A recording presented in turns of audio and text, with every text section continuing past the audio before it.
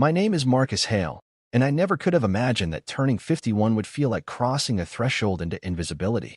The calendar said May 12th, but the date only mattered because it was etched with the weight of years I'd spent trying to hold together a family that seemed to crumble under my quiet presence. I woke that morning with a brittle hope tucked behind my ribs, a hope that survival and love could still be coaxed back into our home.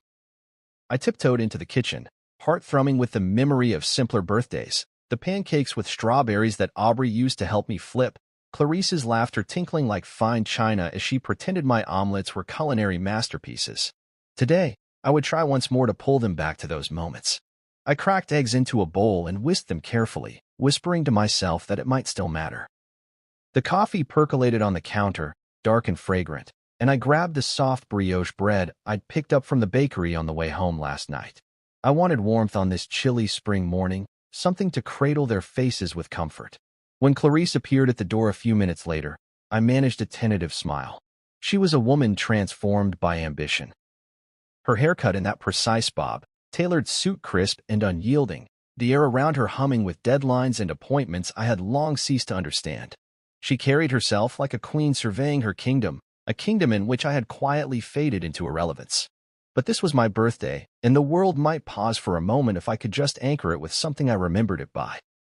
I set the plate of scrambled eggs and bacon in front of her, the toast arranged in a neat stack on the side, as if it were a gift to be unwrapped.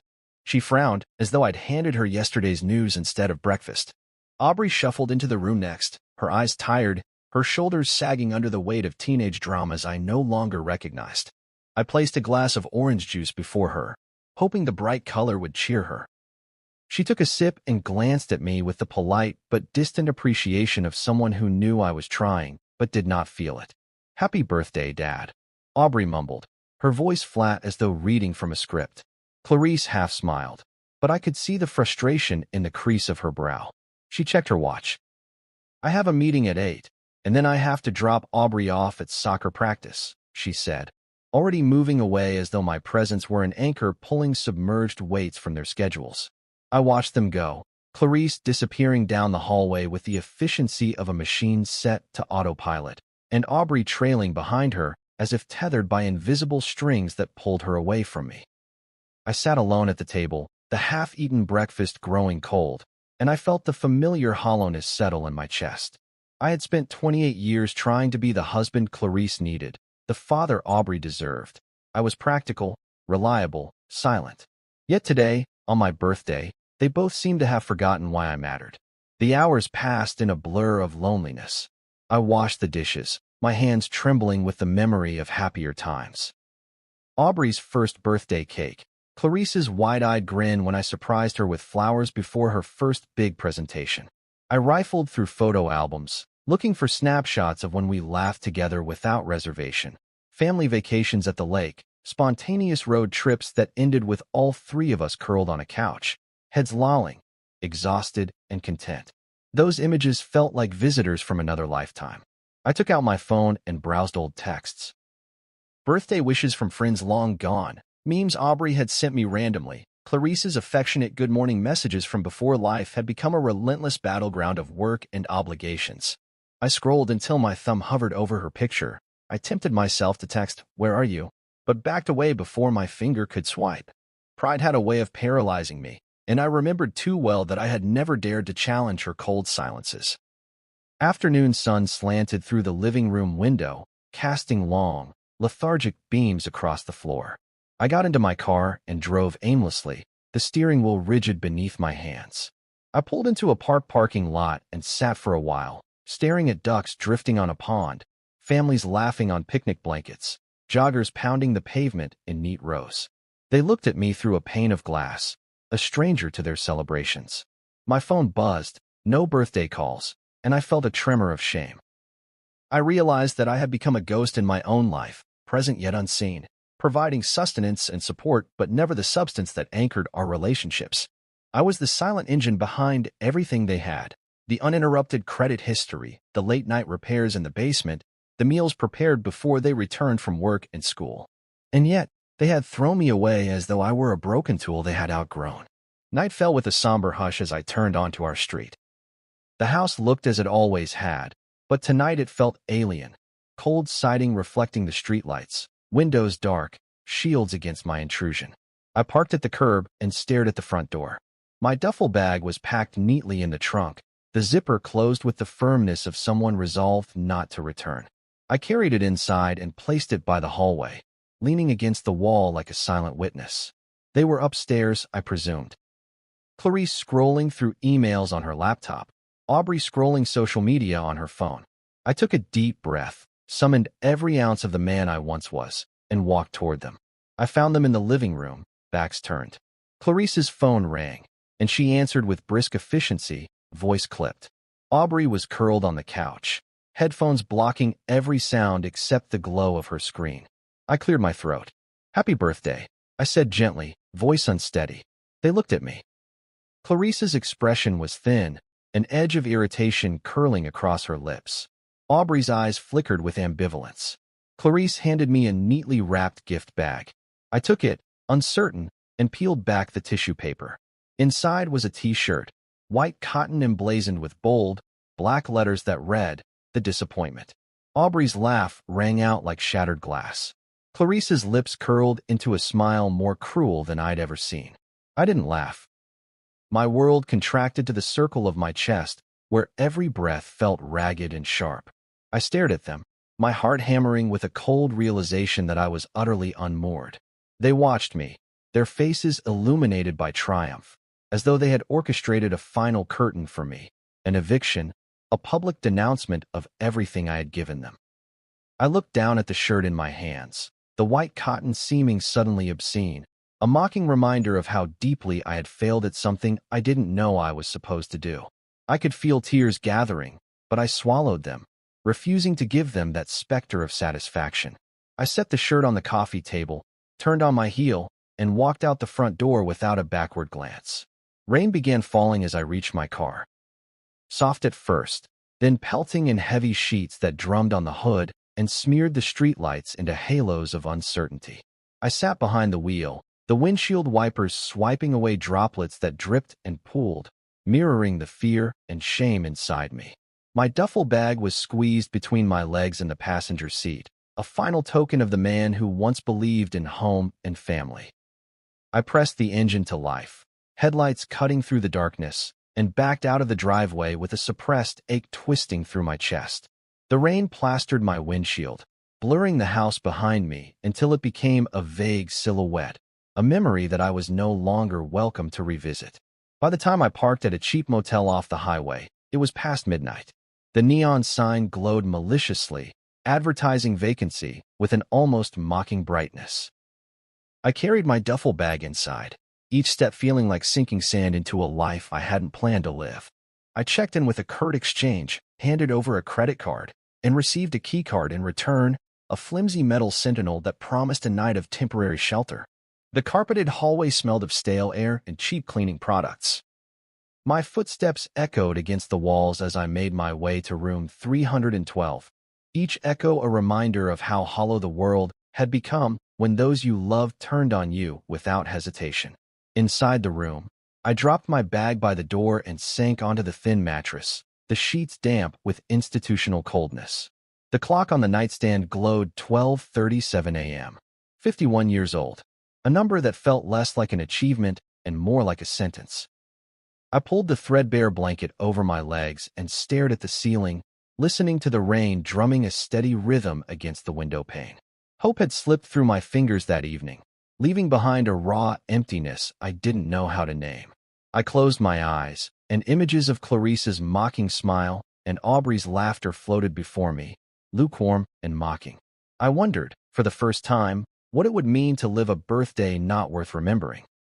Outside, the rain intensified, the wind rattling the thin glass as though the storm itself knew how turbulent my mind was becoming. Under the blanket, my hands trembled. I thought of the life I had built, quiet, dependable, unnoticed, and I realized, with a clarity that felt like ice water, that nothing would ever be the same. I lay in the darkness, body curled inward, heart pounding with the realization that the man who would rise tomorrow would not be the same man I had been at sunrise. The chapter of my life that began this morning had ended with me standing alone in the rain, a duffel bag slung over my shoulder, and a shirt mocking me for being the disappointment. If this was how the story began, then I would have to write a different ending, one where birthdays ceased to be reminders of what I had lost and became something I reclaimed for myself. And in that silent motel room, as rain washed away the city's sins and threats, I understood that the man I had been was gone. Tonight, I would sleep, but when I woke, I would begin to chart a life beyond the expectations of those who had cast me aside. The rain tapped against the window as though counting down the seconds to dawn, and I closed my eyes on chapter 1 of a life I had yet to redefine, 51 years old, battered by a birthday not worth remembering, but on the brink of discovering something I had forgotten, my own worth. It wasn't always like this. I remember the first time I saw Clarice. At a college party, I'd nearly skipped because my shift at the grocery store had run late. She wore a red dress that clung to her like a second skin, her laugh rolling through the room like a song I couldn't get out of my head. She was talking to 3 people at once, eyes bright and hands weaving the air like a conductor. I'd never met someone so alive, so full of ambition and promise. I was quiet back then, always the observer, the one who'd let others fill the silence. She caught my gaze across the room, and I remember how she didn't look away, how her smile reached me like a lifeline. We started talking that night, and by the time the keg had run dry, I told her things I hadn't said to anyone else, about my dad who left when I was 9, about my mom who worked 2 jobs just to keep us in that creaking house, about how I always felt like I had to be the one to fix everything. Clarice listened with that same intensity she gave to everything she wanted. When she said she was studying marketing, I told her I was working my way through school, aiming for a degree in IT because it felt stable. She laughed and said stability was overrated, that she'd rather build empires than balance checkbooks. And I remember thinking, maybe I could help her do both. I married her when we were 24. Even then, I knew she was fire and I was stone. She burned bright and left ashes in her wake, and I just tried to catch the embers before they blew away. We moved into a small apartment near the city, 1 bedroom with a view of the bus stop. I worked days at a small tech firm, nights at the grocery store. Clarice was already on her way up, promotions, accolades, handshakes from people in suits that made me feel like an intruder in my own life. But I believed in her. Every night when she came home, I made sure dinner was on the table, bills were paid, the apartment was warm. I told myself that was love, that I was giving her the foundation to stand on while she reached for the stars. When Aubrey was born, I thought it would bring us closer. I remember holding her in the delivery room, tears on my cheeks because I'd never seen anything so perfect, so fragile. Clarice's eyes were half closed with exhaustion, but she squeezed my hand and said, "We did it, Marcus. She's ours." I thought maybe, just maybe, that was the moment we'd become a real family. I took the night feedings without complaint. Changed diapers at 3 in the morning. Walked her to sleep with her tiny head on my shoulder. Clarice's career took off even faster after that. Regional manager, then VP, then the kind of executive role that made her phone ring at all hours. I didn't mind, or at least I told myself I didn't. I picked up the slack at home, made sure Aubrey had what she needed. I learned how to braid her hair, how to pack her lunch just the way she liked it. No crust on the sandwich, carrot sticks cut into little hearts. But somewhere along the way, I stopped being her partner and started being the wallpaper. Always there, always reliable, but easy to overlook. I didn't see it happen. There was no single moment, no sharp fracture, just a slow eroding of the closeness we once had, like sand slipping through my fingers. I'd come home from my shift, tired and smelling like floor wax, and she'd be on the phone in the kitchen, talking about quarterly goals and project rollouts.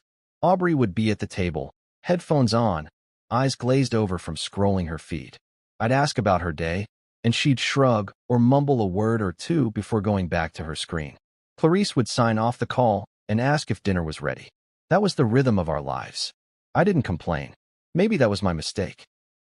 Maybe if I'd raised my voice, drawn a line, said something, things might have been different. But I'd spent so many years trying to be the glue that held us together, and glue doesn't make demands. It just keeps things from falling apart. I told myself that if I could just be steady enough, patient enough, they'd remember why they loved me. But love that has to be reminded is already gone. I felt it most the night Aubrey turned 16. Clarice threw a party at some fancy rooftop venue downtown. Live music, catered food, a cake big enough to feed a wedding. I stood near the edge of the crowd, holding a plastic cup of soda because I was driving home. Aubrey blew out her candles, surrounded by her friends, and Clarice kissed her cheek like the queen she'd always been. No one looked at me. No one even noticed I was there, except to ask me to take photos. I snapped pictures of them laughing and posing, my fingers stiff on the phone, the camera capturing a world I wasn't part of. When it was time to go, Aubrey hugged me with one arm, her eyes already scanning for the next distraction. Clarice thanked me for handling the bill. That was all. It's hard to admit that I let it happen, that I stood by while the woman I loved drifted so far away I couldn't even see the horizon anymore. That I watched my daughter grow into someone who looked through me instead of at me. But I did. I let it happen because I thought that's what love was, unquestioning, unyielding, unwavering. I thought if I gave enough, they'd fill in the empty spaces with their own light. Instead, they left me in the dark. I'd spent years telling myself I was the lucky one, Clarice's husband, Aubrey's dad. But now I see it clearer than I ever wanted to. I was their convenience. The steady hand that kept the lights on and the fridge full. The man who fixed the sink when it leaked, who paid the bills even when the paychecks were thin, who stayed quiet so they could keep shining. I thought that was enough. I thought that was love. But it wasn't. It was self-erasure. Tonight, as I sit in this motel room with the rain tapping a slow, mocking beat against the window, I can finally say it. It was my fault. Not that they stopped loving me. Maybe that was always going to happen, but that I let myself become the background noise. That I mistook duty for devotion, silence for support, endurance for love. I thought I was giving them everything, but I was giving them a man who didn't ask for anything in return. And you can't love someone who disappears for your comfort. So here I am, staring at the cracked ceiling, tracing the water stains like the lines of regret that map my chest. I see now that my family's unraveling isn't just about their choices. It's about mine. The 1,000 times I stayed quiet when I should have spoken. The 100 times I let Clarice walk away from an argument because I didn't want to upset her. The countless times I told Aubrey I was proud of her without asking if she was proud of me. I built a fortress around them and forgot to build a door for myself. It's not too late. That's what I keep telling myself. I'm 51. My hair is going gray at the temples. My hands are calloused from years of work, but they still know how to build things, to repair what's broken. Maybe, just maybe, they can build me too. A man who speaks up. A man who asks for respect. A man who refuses to be the background noise in his own life. I'm not sure what that looks like yet. But I know this. I can't go back to the way things were. I can't keep pretending that I don't matter, that my worth is measured only in paychecks and chores. I may have been the glue, but now it's time to be the architect of my own life. I have to believe that's possible. I have to believe that even a man who let himself fade can learn how to step back into the light. So tomorrow, I'll start figuring that out. But tonight, I'll let myself feel the weight of my own mistakes. I'll let the guilt wash over me, not to drown in it, but to learn from it. Because this is the moment where I stop blaming them and start taking responsibility for the choices I made. And maybe, just maybe, that's the first step toward a life that's finally my own. That night, I crashed at a cheap motel by the highway. It was the kind of place that smelled like stale cigarettes and overworked cleaning fluid, where the front desk clerk didn't bother to look up from her magazine as I signed the register. I'd expected that. Expected that feeling of invisibility to follow me wherever I went. I carried it with me like a second skin. I dragged my duffel bag up the cracked linoleum steps and down a hallway that felt endless, the buzzing overhead lights flickering like they couldn't decide whether to work or quit. Room 214. The key slid into the lock with a tired click, like even the door was reluctant to open. Inside, the room was everything I'd imagined it would be. A bed that sagged in the middle, a TV bolted to the dresser, a small table with a missing chair. The kind of place that wouldn't ask questions if you needed to hide for a night or a year. I set the duffel bag down, sat on the edge of the bed, and let out a breath I hadn't realized I'd been holding since I walked out of that house. It felt like my lungs had collapsed somewhere between the driveway and the motel parking lot. I didn't unpack. I didn't even change clothes. I just sat there, staring at the wall like it might give me answers I couldn't find inside myself. My birthday dinner that night had been a pack of vending machine peanuts and a warm bottle of water. I hadn't even realized I was hungry until the peanuts were gone and the wrapper lay crumpled in my fist. It felt fitting 51 years on this earth, and I was sitting in a place like this, alone, my life reduced to a duffel bag and a pair of shoes I'd bought on sale 2 years ago. I reached for my phone out of habit. A lifeline, I told myself. Maybe there'd be a message from Aubrey, some apology, even a half-hearted one, something to make me feel less disposable. But the screen was blank. No missed calls. No texts. Just the empty glow of the lock screen with its cheap background photo of a sunset I'd taken last summer. I'd always liked that photo, something about the way the orange and pink bled together, promising an ending but also a beginning. Tonight it felt like a lie. I flipped over to the notifications panel. There it was, buried under a string of useless app updates. A purchase from Clarice's credit card. $1, $7.25 on designer shoes. My chest went tight. I could see it so clearly. Her laughing with her friends in some expensive boutique, trying on shoes that cost more than our rent when we first got married. I could almost hear her voice, that sharp tone she used when she thought I wasn't living up to her expectations. Marcus, you don't understand what I need. You don't understand what I've sacrificed. Sacrificed. That word echoed through the room like a taunt. I'd sacrificed everything. My time, my energy, my dreams. So she could build the life she wanted. I'd taken every overtime shift, every second job, every 2 a.m. phone call from a crying Aubrey. I'd been the backbone of a house that now felt like it belonged to strangers. And she'd bought designer shoes on my birthday. I put the phone down, but the screen stayed in my head. The number, $1, $7.25, burned like a brand. It wasn't the money that broke me, though I'd sweated for every cent. It was the casual cruelty of it. The way she'd moved on from me before I'd even left the driveway. I realized then how little I mattered to them. How I'd become the man who made things work, but wasn't allowed to share in the reward. I sat there for a long time, the hum of the old AC unit filling the silence. A thought rose in my mind. Unexpected, sharp, and cold. She hadn't changed the passwords. I'd set them up years ago, back when we trusted each other. I knew the recovery emails, the security questions, the backup numbers she thought were so clever. I'd built the system that made her life so smooth, the one she never bothered to learn because she had me. I picked up my phone again. My fingers hovered over the screen.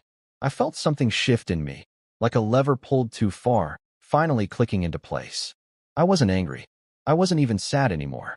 I was clear. I'd spent years living in the shadows of their lives, facilitating, enabling, funding. Maybe it was time I did something different.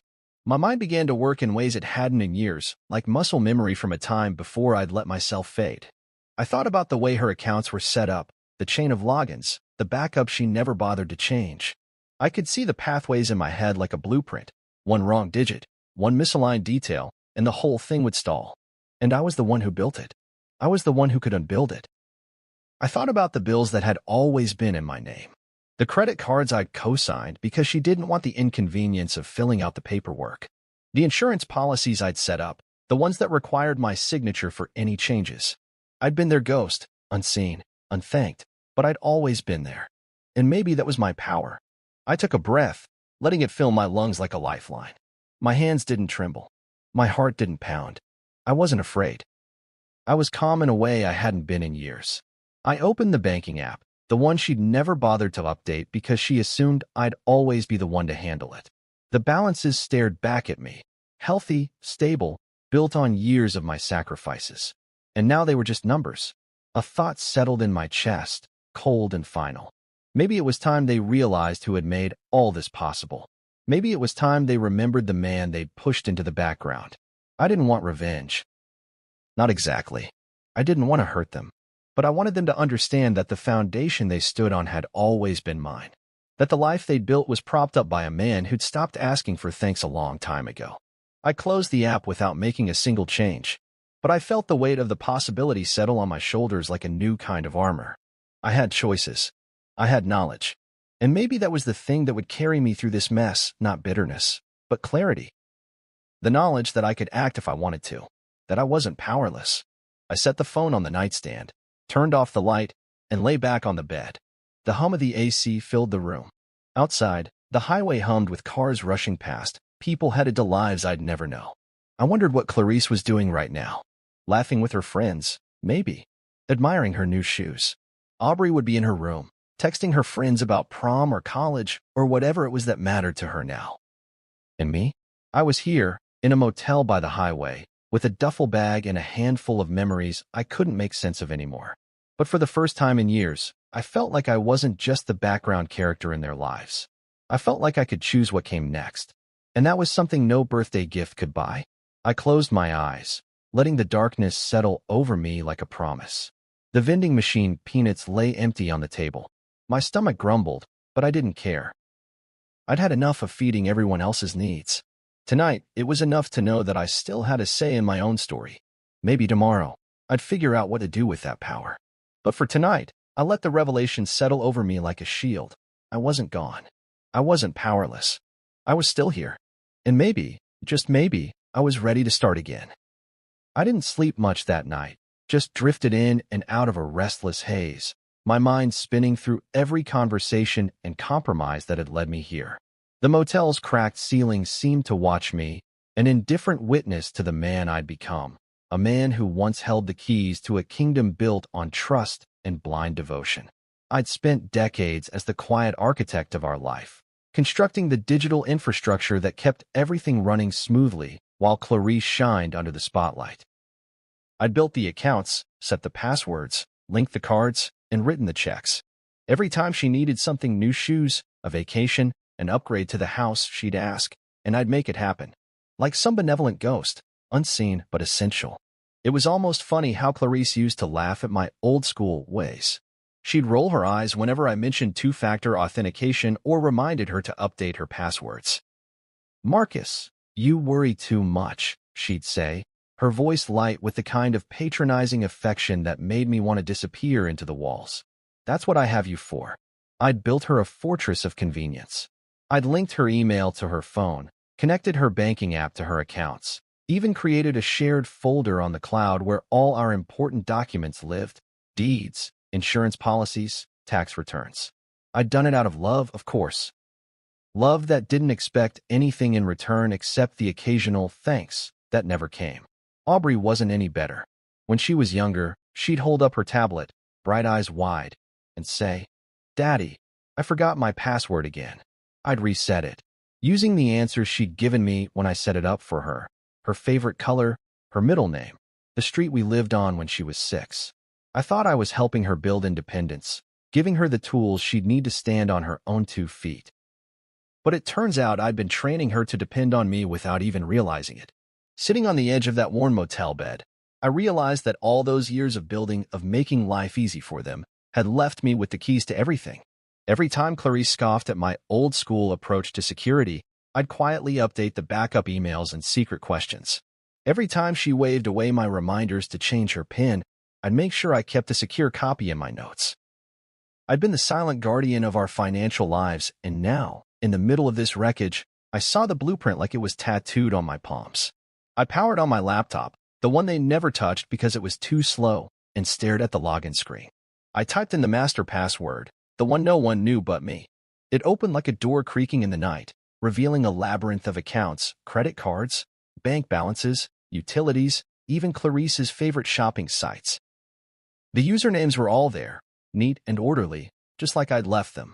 Passwords she hadn't changed since I created them, because why would she? I was always there to handle the details. The thought of revenge had crossed my mind more than once since that night they gave me the disappointment shirt. But as I stared at the screen, I felt something else: power. Not the kind that bruises or breaks, but the quiet, steady kind that comes from knowledge. Clarice had built her empire on my scaffolding. She'd never learned how it all worked because she'd never needed to. Why would she, when I'd always been there to hold it all together? I clicked into her email account, the one she used for online shopping, banking, even Aubrey's school fees. She still used the same security question I'd set up years ago: "What's your mother's maiden name?" And the same answer: Chambers. I could have changed it right then and there, but I didn't. Not yet. Instead, I just sat back and smiled at the simplicity of it all. The empire she'd built on convenience was so fragile, so dependent on a single point of failure: me. Aubrey's accounts were even easier. She'd once used my name as her banking password, Marcus123, when she was a teenager, and I'd told her to change it when she started college. But she hadn't, not really. She just added an exclamation mark at the end. I shook my head, a sad, bitter smile twisting my lips. It wasn't that they didn't trust me, it was that they didn't see me. I was the background process, the silent server humming in the corner of their lives. I leaned back in the creaking motel chair and let the weight of that realization settle into my bones. I wasn't angry, not exactly. Anger was too hot, too immediate. What I felt was colder, deeper, a sense of finality that came from seeing things clearly for the first time in years. I wasn't a victim here, not completely. I'd built this system, piece by piece, with love and good intentions. I'd given them the power to forget who set it all up. But now I could remind them, not with threats or shouting matches or divorce papers. No, that would be too easy, too predictable. I would remind them by showing them the cracks in the system, the vulnerabilities they'd never noticed because they were too busy living their curated lives. I wouldn't take their money, wouldn't drain their accounts, or lock them out completely. That would make me just another villain in their story. I'd simply remind them who the architect was. I powered down the laptop and stared at the darkness of the screen. My reflection stared back, gray at the temples, lines etched around my eyes, a man who'd spent his life holding up a structure that had turned into a prison. A man who'd been too afraid to ask for what he deserved. But now, in this stale motel room, I realized that the system was still mine. Clarice could have her designer shoes. Aubrey could have her Uber rides and her endless scroll through social media. But they'd both know, eventually, that the convenience they'd come to expect came with a cost. And maybe, just maybe, they'd understand that the man they'd written off as the disappointment had built the very world they were so proud of. I closed my eyes and imagined Clarice at the rooftop bistro, card declined, her perfectly curated brunch unraveling into awkward silence as the waiter hovered. I pictured Aubrey halfway across town, her Uber app glitching, unable to pay, the driver's eyes cold in the rearview mirror. It wasn't revenge. It was a reminder. A reminder that the man who set up the system still had the blueprint. I opened my eyes, the weight of that knowledge settling like a steady pulse in my chest. Tomorrow, I'd start making the calls. The banks. The service providers. The ones that would ask for identity verification that only I could provide. Not to hurt them. No, not really, but to remind them. To make them see that the man they'd taken for granted was the very one who made their lives so seamless. In that moment, I felt more alive than I had in years. I wasn't the disappointment. I was the architect. And no matter how many designer shoes Clarice bought, no matter how many selfies Aubrey took, they'd never be able to change the fact that I was the one who built the system. And now? Now, I was the one who could dismantle it. I closed the laptop, placed it carefully back in its case, and lay back on the bed. The hum of the air conditioner lulled me into a rare calm. For the first time in a long time, I wasn't afraid. I was awake. I was aware. And I was ready. The sun broke through the thin motel curtains like a thief, slipping into the room in streaks of pale gold that felt foreign and intrusive.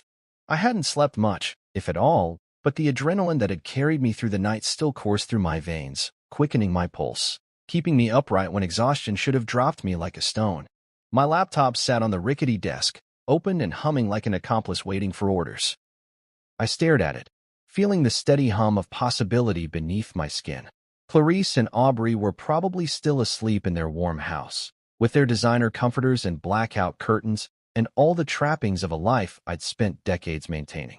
I thought of them waking up to a world that no longer worked the way they'd come to expect, a world where every tap and swipe didn't instantly reward them, where every card didn't slide through effortlessly. I hadn't stolen from them, hadn't taken a single dollar. But I'd built a system, and now I would remind them who held the master key. I logged into the first account, our shared bank account. Clarice's name was first on the statement, but I was the one who had made sure it stayed balanced, who transferred the money from savings to cover the credit card bills, who called the bank every time she forgot her password after an online shopping spree. The balance looked healthy. Years of my sweat and worry stacked into neat columns. My fingers hovered over the keyboard.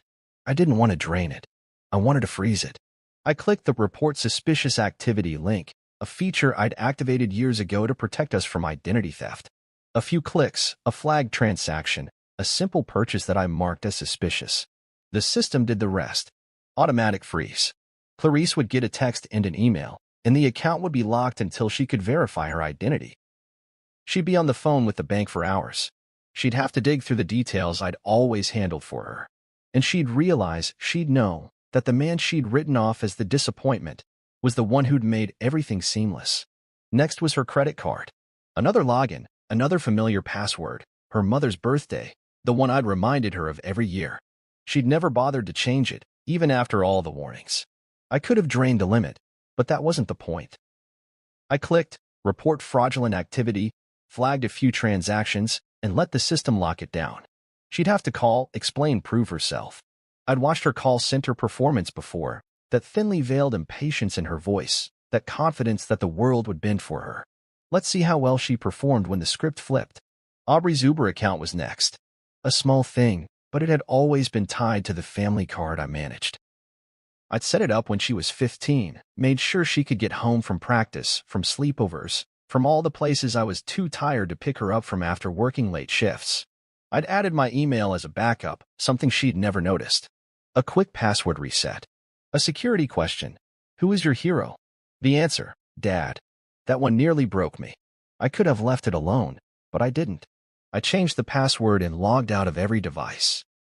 A small inconvenience, but it would remind her that Dad was still in the system. Utilities, subscriptions, streaming services. Each one was a small thread I'd woven into the tapestry of their lives. I didn't rip them all down. I just unspooled a few. The auto pay for the electricity, paused. The cable bill, delayed with a simple verify your account request. The mortgage, our house. Still safe, but I added a security hold, a single click that would require my approval before any major withdrawal. I didn't want to take their home. I just wanted them to realize who made the payments, who kept the lights on. With each click, I felt lighter. Not because I was punishing them, that wasn't it. It was because I was finally, making them see me. For years, I'd been the silent operator, the fixer in the background. Now, I was stepping into the light. Not as the man they'd ridiculed or ignored, but as the one who'd built the system they'd taken for granted. I'd been their foundation. I'd been the firewall between them and chaos. And they'd forgotten. I sat back in the creaky chair, the laptop humming with quiet defiance. My coffee had gone cold, a thin layer of scum on the surface, but I didn't care. I stared at the screen, at the neat list of frozen accounts and paused payments, and felt a calm I hadn't known in years. I wasn't stealing from them. I wasn't trying to destroy them. I was giving them a lesson, a reminder that every empire has its engineer, and that engineer had always been me. The rain outside had stopped. The sun climbed higher, reflecting off the highway like a promise. I wondered what they'd do when they woke up and found their cards declined, their subscriptions suspended, their apps asking them questions they'd never thought to answer. Clarice would be furious. I knew that. She'd call the bank, the service providers, maybe even the police. She'd try to spin it as sabotage, as the petty act of a man who couldn't handle being left behind. Maybe she'd even call me, the anger dripping off every syllable. I could almost hear it. Marcus, what the hell did you do? But she'd never say it out loud. Marcus, how did I let you fade away? That was the question I wanted her to ask. That was the question I wanted them both to face. My phone buzzed on the desk. A text from an unknown number. I opened it. Hi, Dad. My Uber app isn't working. Did you do something? Can you fix it? Aubrey, the one who'd laughed at me the night they gave me the t-shirt. My throat tightened. I could fix it. I could text her back. I could make it all go away. But I didn't. I set the phone down and let it buzz in the silence. I wasn't being cruel. I was being necessary. For years, I'd carried them without asking for thanks. Now I wanted them to understand who made their lives so easy. And maybe, just maybe, I wanted them to learn that the man they'd written off as the disappointment still had a voice, still had worth, still mattered. I closed the laptop and leaned back, letting the morning sunlight fall on my face. I felt the fatigue settle in my bones, the weight of every overtime shift, every silent meal eaten alone while they laughed in another room. But under that fatigue was a spark, small, but bright enough to guide me forward. The freeze wasn't revenge. It was a reminder. And tomorrow, or the day after, or the day after that, when they called and demanded answers, I'd be ready. I'd tell them the truth they'd ignored for so long. I'd remind them who built the system. I'd remind them who they'd cast out. And then, maybe, I'd finally be free. The morning sun hit like a searchlight in that little motel room, painting the worn carpet with stripes of gold that felt more like prison bars than an invitation to a new day.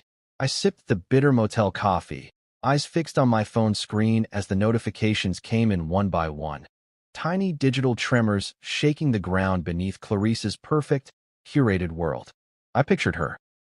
Hair sleek, makeup impeccable, The epitome of composure, standing at the checkout counter of that luxury rooftop bistro she loved, card in hand, ready to tap and glide through brunch like she always did. She'd never expected a pause, a glitch, a single stutter in the rhythm she'd choreographed for herself. I imagined the first swipe. Declined. She'd laugh it off, a polite tilt of her head to the waiter, that gracious smile she wore like armor. "That's odd," she'd say, glancing at her phone as if some small oversight would explain the sudden fracture in her world. The waiter would nod, awkward and uncertain, and step back while she tried the backup card. Declined. Again, the smile would slip, just a fraction, the eyes flickering with irritation as the edges of control began to fray. She'd call the bank then, voice sharp, every syllable honed like a blade. She'd demand answers, expect the system to yield to her charm, her status. But the system didn't care about her status. The system asked for the answers only I had given her. Security phrases, recovery codes, and she wouldn't have them because she'd never cared enough to learn them. I could picture her standing there, phone pressed to her ear, the bistro buzzing with laughter and clinking glasses as her perfect day dissolved around her. She'd glance at her friends, a forced smile, some muttered apology about technical issues, but inside, I knew she'd feel the cold claw of panic. Because in that moment, the world she'd built on my silent labor would reveal its architect, and he wasn't there to fix it anymore. Aubrey's meltdown would be quieter, but just as telling. Her Uber ride interrupted mid-trip, her Amazon Prime subscription suspended, her music streaming app asking her to verify a credit card she didn't even know was linked to my account. I'd been her safety net, the quiet dad who made sure every password worked, every payment cleared. She'd never thought to ask how it all worked, never wondered who kept the wheels turning. She'd just expected it to run, and now it didn't. The messages started coming in like rain on a tin roof, steady and insistent. "Dad, what's going on with the Uber app? It won't let me pay. Marcus, the card's declined. I'm at brunch and I'm embarrassed. Daddy, please call me.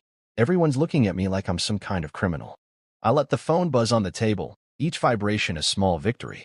Not because I wanted them to suffer, but because for the first time in years, they were looking for me. Not the man who fixed things behind the scenes, but the man who was the key to their entire system. The man who had always been there. I could see them now, Clarice in her designer heels, her sharp gaze scanning the room for some easy fix, her voice raised as she tried to explain to the waiter why she couldn't pay for her meal. She'd be furious, more at the inconvenience than at me. Because that was always Clarice's way. Inconvenience was a sin in her carefully ordered world. And me? I'd always been the one to smooth it over. Not today.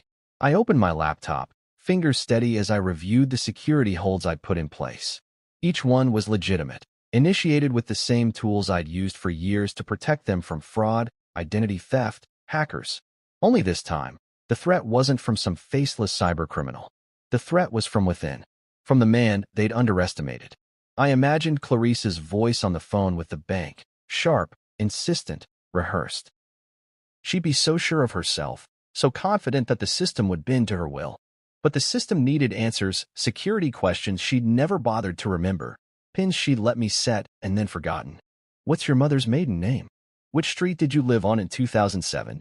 Questions that would crack the foundation she stood on. I sipped the coffee, grimacing at the bitter taste. It felt like a fitting reminder of the bitterness I'd swallowed for years, the endless apologies I'd whispered into the quiet after every fight, the compromises that left me a ghost in my own life. Today, the bitterness felt like fuel. Aubrey's message was the hardest to ignore. "Dad, please, I'm stuck. I can't pay for my ride home. I'm scared." I stared at the screen, the text glowing like an accusation. For a moment, I almost caved. Almost reached for the phone to fix it, to rescue her the way I always had. But then I remembered the night she'd laughed at that T-shirt, the disappointment, and how she'd stood beside her mother while I walked out into the rain with a duffel bag. I thought about the nights I'd driven her to practice after working 16 hours, the times I'd stayed up late to fix her computer or pack her lunch. And I thought about the way she'd stopped seeing me as anything but the man who made sure her world ran smoothly. So I let the phone buzz, each vibration a reminder that I wasn't their servant anymore. I was the man who'd built the system, and the man who could break it. Clarice would be furious.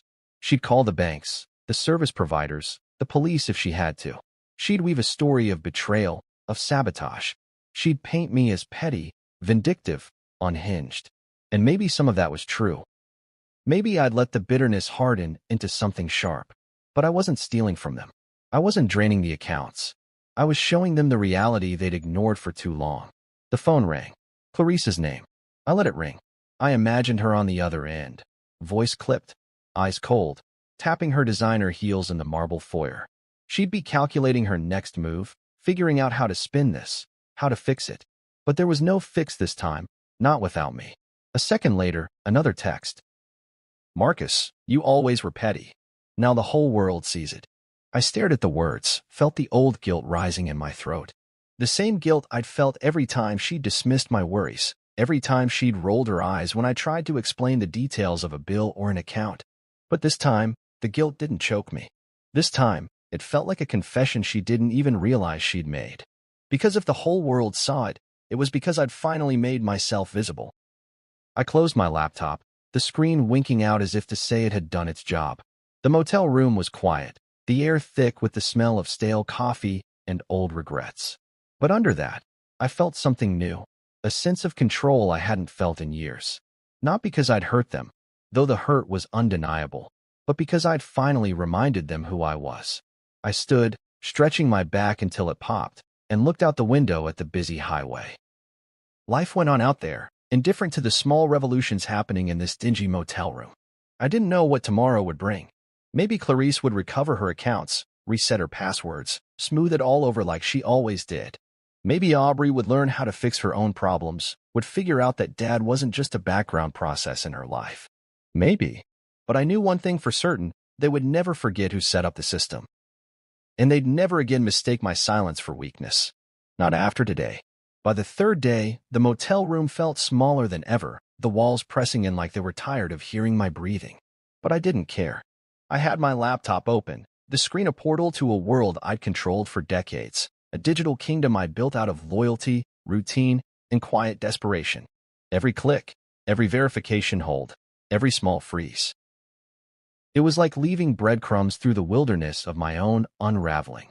And now, the echoes of that chaos had finally reached the world outside our family.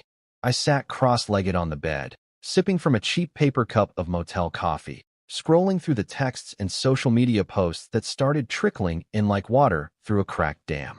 Clarice was unraveling, slowly at first, then with the unstoppable force of a storm. It began with a few vague posts. Some people will go to great lengths to ruin your peace. #betrayal. That was her style, never naming names, always painting herself as the wrong party. She was good at it too.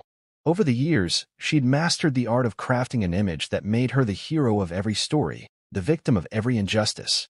I'd seen her spin narratives for clients, colleagues, even Aubrey's teachers. She could take the messiest truth and polish it until it gleamed. But this time, the cracks showed. Another post came hours later, when you think you know someone, and then they sabotage your life. It's a special kind of pain.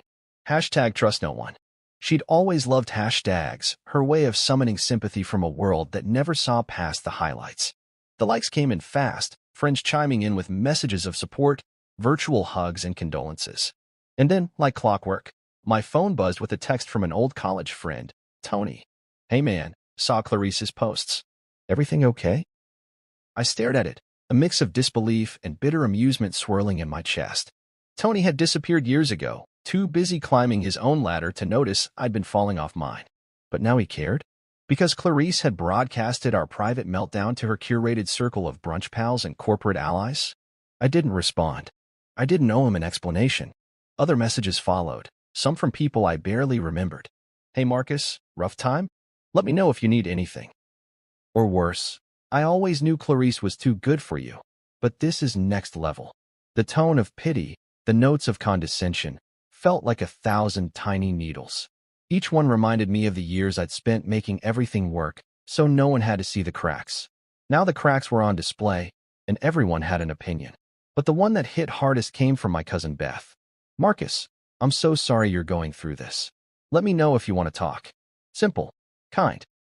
But I could see between the lines. She'd read Clarice's posts, and now she wanted my side of the story. I imagined her scrolling through the comments, Clarice's friends chiming in about financial sabotage, and some people never grow up. I pictured her face, that worried tilt of her head, her fingers hovering over the keyboard, wondering if she should take sides. I turned off my phone. I wasn't ready to defend myself. I didn't want to explain. I wanted them to see what I saw. That the woman they admired had built her life on the silent labor of a man they never bothered to know. I turned back to my laptop, watching the quiet implosion unfold. Clarice's posts had triggered a flood of sympathy, but cracks had started to appear there too. One comment, someone named Rachel, a co-worker of Clarice's, I guessed, wrote, "Wow, didn't you once say you never had to worry about that because Marcus was so reliable?" That one stung. I could almost hear Clarice's voice, flippant and dismissive. "Marcus handles all that boring stuff. I'm too busy building the future." It wasn't a lie. That's exactly how she saw me, reliable, boring, an afterthought. I'd built the infrastructure of her life, the smooth-running engine that let her shine. I'd been her ghost. But now, for the first time, people were asking questions she couldn't easily spin. I imagined her at home, pacing the living room in her designer heels, phone in hand, shouting at customer service reps who couldn't fix the problem fast enough. Aubrey would be watching from the stairs, phone in hand, eyes wide with confusion or maybe embarrassment. She'd never seen her mother like this, frantic, powerless. I wondered if she'd understand the lesson, the truth I'd been too tired to teach her all these years, that the world didn't revolve around her mother's will. That sometimes, the engine behind the empire needed attention too. I leaned back against the headboard, my eyes gritty from too many hours staring at screens, but I couldn't look away. Every post, every comment, every unanswered call was a thread unraveling. And with each one, I felt something shift inside me, a slow release of a weight I'd carried for too long. I wasn't the petty, bitter man Clarice would paint me to be. I wasn't sabotaging her for sport. I was showing her the truth. That the system she'd taken for granted didn't run on autopilot. That every swipe, every purchase, every brunch date had a silent architect. And that architect had finally stepped out of the shadows. A message pinged, a private one from Clarice. I opened it, heart steady. "Marcus, enough. You're humiliating us. I need you to fix this now." The all caps shouted from the screen. I could almost see the fire in her eyes, the desperation clawing at her composure. For a moment, I wanted to reply, to tell her I'd fix it, that I'd always been the fixer. But then I remembered the t-shirt, her laughter, the cold rain on my face as I walked away. I typed a single line. "I didn't humiliate you. I just reminded you who you forgot." I hit send, closed the app, and shut the laptop. Outside the window, the sun was setting, casting the sky in streaks of pink and orange. It felt like a promise that the world would keep turning, with or without me. I'd spent too long holding it together, too long letting them believe I'd always be there to clean up the mess. Now, they'd have to learn how to stand on their own. And me? I'd finally found my voice in the silence. And I wasn't ready to give it up. The motel room felt like a holding cell as I read through the string of messages that lit up my phone like a strobe light. Each one was a different variation of the same theme. Clarice's voice, Aubrey's voice, echoing accusations, guilt trips, the kind of manipulative word games I'd come to recognize over the years. "You're ruining Aubrey's senior year," Clarice texted, her tone sharpened by the kind of righteousness only she could wield. "How could you do this to us after everything we've done for you?" And from Aubrey, a shorter, sharper arrow. "Dad, why are you being like this? I need you." My thumb hovered over the reply button, my chest tight with the memory of every late night I'd spent fixing things, school fees paid on time, birthday parties arranged, rides to practices when Clarice's meetings ran long. I'd made sure every detail of their lives ran smoothly, even if it meant my own dreams fell by the wayside. I thought of Clarice's voice, soft and persuasive when she wanted something, cutting and cold when she didn't. I could hear her even now, the way she'd twisted my apologies into confessions, how she'd smoothed every argument with a carefully rehearsed, "Marcus, you're just too sensitive." I saw it for what it was now, a lifetime of gaslighting that had turned me into the silent partner in my own life. The messages kept coming. "You always were petty, Marcus. Now the whole world sees it," Clarice wrote, and I could practically hear the disgust in her voice. But what the world didn't see, what she didn't want them to see, was the debt I'd racked up to keep Aubrey in that private school, the nights I'd sat at the kitchen table balancing the checkbook while she scrolled through Instagram. They didn't see the time I'd fixed the leaky faucet at midnight so the house would be perfect when her family visited. I didn't ruin anything, I reminded myself. I just stopped sponsoring the illusion. Aubrey's last message hit me hardest. Daddy, I hate you for this. I closed my eyes, let the ache settle into the marrow of my bones. She was too young to understand the years of small humiliations, the way I'd been made to fade so they could shine. And maybe she never would. Maybe that was part of letting go. I set the phone down, the screen dark and silent. For the first time in years, I wasn't racing to fix things. I wasn't chasing their approval. I wasn't the man who apologized just to keep the peace. I was the man who'd finally stepped out of the shadows and shown them the truth they'd worked so hard to ignore. And maybe, just maybe, that was enough. A week after the freeze, I boxed up the shirt they'd given me on my birthday, the disappointment, neatly folded with the creases smoothed flat. I placed it in a plain brown box, no fanfare, no frills. Just the shirt and a single slip of paper with my note. You branded me with this. But disappointments don't pay your bills. Good luck. I didn't sign it. They didn't deserve a signature. Driving past our old house, I felt a quiet finality settle into my chest. The lawn was as manicured as ever, Clarice's flowers in neat rows like they'd always been.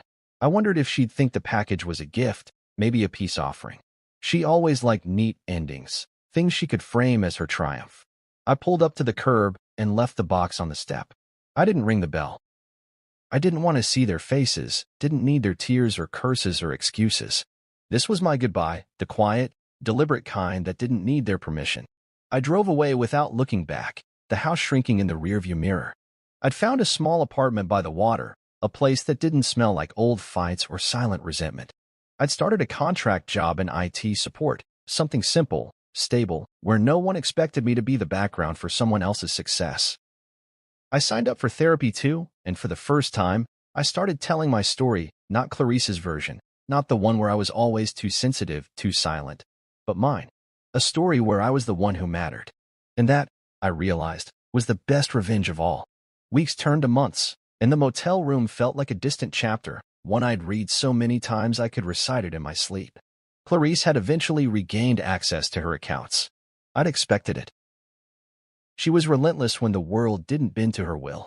Aubrey, too, had found ways to pay for her Uber rides and brunches again. The silence between us remained, a chasm that no apology could bridge. Aubrey called once, just to blame me for ruining prom season. I let her talk, her words sharp as broken glass. I didn't interrupt. When she paused, waiting for me to fix it, I simply said, I'm not your solution anymore. They went back to their carefully curated lives, brunches, Instagram posts, brunches again. Perfect smiles, staged photos, captions full of hashtags about resilience and moving forward. But this time, I wasn't there to pay the bill. I'd moved on too. I found a small office at the IT firm, a desk in a quiet corner where my work was valued and my name wasn't forgotten. Therapy helped. I told the truth there, every piece of it, even the parts that still stung. The best revenge wasn't freezing the cards. It wasn't the moment of panic on Clarice's face when her world stopped spinning. It was the life I built when I stepped out of the background, my own life, lived on my own terms, no longer hidden behind their needs. I wasn't the disappointment anymore. I was the architect of my own story, and that was the ending they'd never expect.